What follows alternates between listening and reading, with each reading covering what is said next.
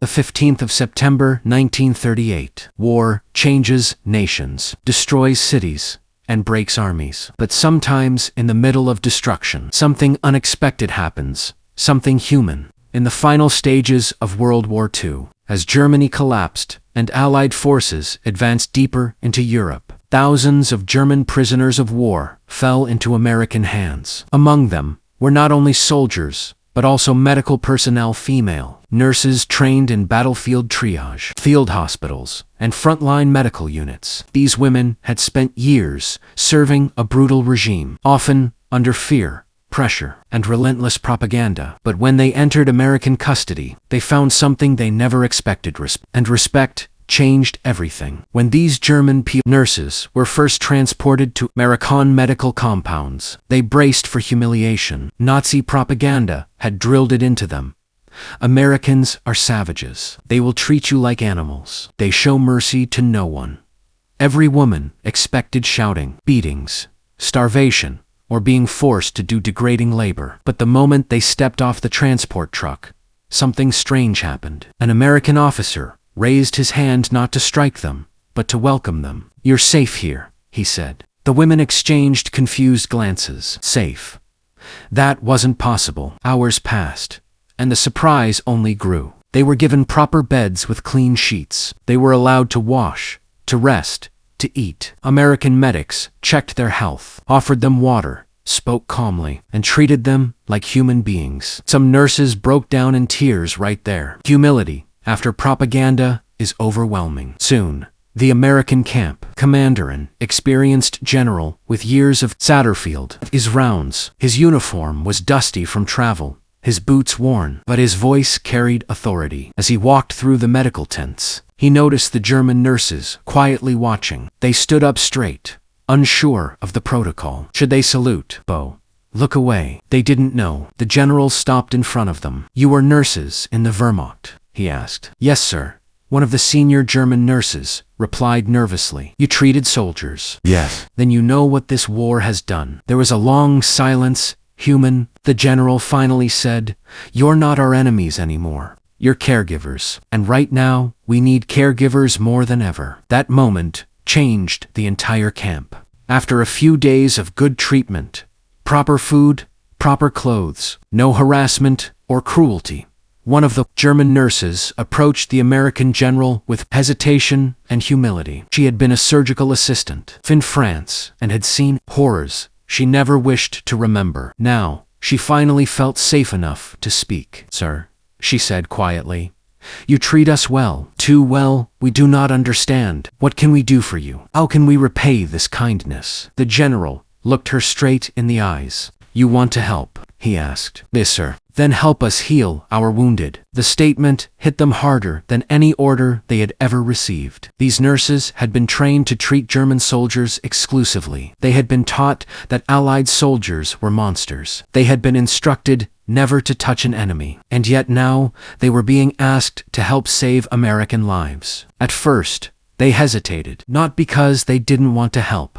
but because the idea felt unreal. Could they really treat the very men who had been fighting their own brothers, fathers, or friends? Could they heal the enemy? But then, they saw the American wounded. Young men barely in their 20s, some missing limbs, some burned, some shaking from pain, some whispering for their mothers. And suddenly, politics and propaganda melted away. These weren't enemies. These were wounded human beings, just like the ones they had treated back home. So the German POW nurses stepped forward. At first, they assisted preparing instruments, bandaging wounds, checking pulses. Then, as trust grew, they were allowed to perform more advanced tasks, stitching injuries, managing fluids, stabilizing shock cases. The American medical staff was astonished. "They work like machines," one medic said. "No," replied another. "They work like people who've seen too much suffering." Within days, the camp hospital transformed into a rare scene in wartime. Germans and Americans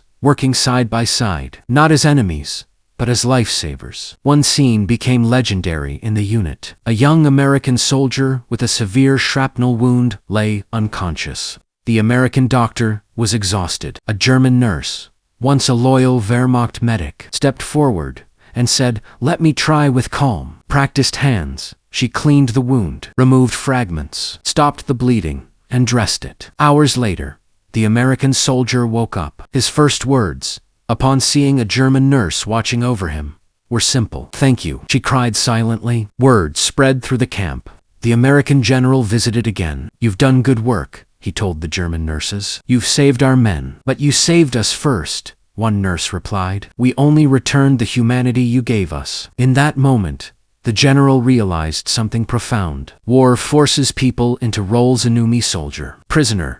But mercy breaks those roles apart, and mercy had changed these women. By the end of their service period, the German nurses had not only assisted hundreds of wounded Americans, but also earned deep respect. They weren't seen as prisoners anymore. They were seen as professionals, healers, and human beings who had stepped beyond ideology. When the war ended and repatriation began, many of the American soldiers they had treated lined up to say goodbye. Some hugged the nurses, some shook their hands, some simply nodded, unable to find words. As the German nurses boarded the trucks that would eventually take them home, one whispered, "We came here afraid. We leave here grateful." And in the distance, the general stood with his hands behind his back, watching them go. His simple order had changed dozens of lives. If they want to help, let them heal. When the first day ended, and the sun dipped behind the distant tree line, the German POW nurses finally understood something they never expected. The Americans were not going to punish them. They were not going to humiliate them. They were not going to treat them the way propaganda had convinced them. Instead, the US soldiers treated them like human beings, sometimes even like honored guests. And 4 nurses who had spent years patching up broken men in freezing bunkers and collapsing field hospitals. This unexpected respect felt unreal. That night, they sat quietly in a large American tent, steam rising from warm cups of coffee placed gently in their hands. For years, they had been told that the Americans were monsters, that being captured meant torture or death. Yet here they were, with blankets, food, and even small metal heaters placed near their beds. Some of the nurses cried softly, not from fear, but from the overwhelming contrast between what they expected and what they found. They weren't prisoners, chained in darkness. They were medical workers, being treated with dignity. Early the next morning, the American general returned, his boots pressed into the soft ground, his face stern, but not cold. The nurses stood instinctively, expecting orders, commands, or interrogation. Instead, the general simply gave a nod, almost a bow of respect, and said, "You helped your own soldiers. Perhaps you can help ours too." At first, they hesitated, not because but because they didn't understand how this was possible. How could they, as prisoners, be allowed to step into an American medical station? How could they be trusted around us, wounded? But the general's tone carried no suspicion, no threat, only an honest request from one medical professional to another.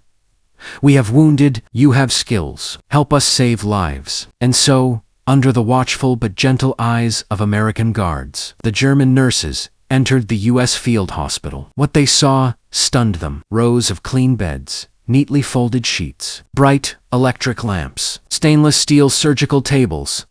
They had never seen equipment like this. Their own hospitals had been bombed, stripped, improvised. Supplies were always short. Instruments were old and dull. But here in the American camp, modern medicine stood ready like a silent army. A young German nurse named Marta walked toward a shelf full of bandages and whispered, "We never had this many, even for an entire battalion." Another nurse, Elise, touched a surgical lamp and said, "We used candles, lanterns. This feels like another world." The American medics smiled softly, but said nothing. They knew. The nurses were shocked. They knew the contrast was difficult to process. They simply let them absorb the reality. Soon, the real work began. American doctors explained the cases, and the German nurses listened carefully. One soldier had shrapnel embedded in his thigh. Another suffered from a severe infection. A third had lost too much blood. Without hesitation, the nurses stepped forward and began working. Their hands were steady, their experience undeniable. And slowly, the American medics realized they were truly professionals. Hours passed. The tent buzzed with urgency, yet remained strangely peaceful. The German nurses moved with quiet discipline, speaking softly in their native language, offering comfort, changing dressings, sterilizing instruments. The American staff watched in admiration. These women were prisoners, yes, but they were also healers, and healers spoke a language far deeper than national flags or political lines. At one point,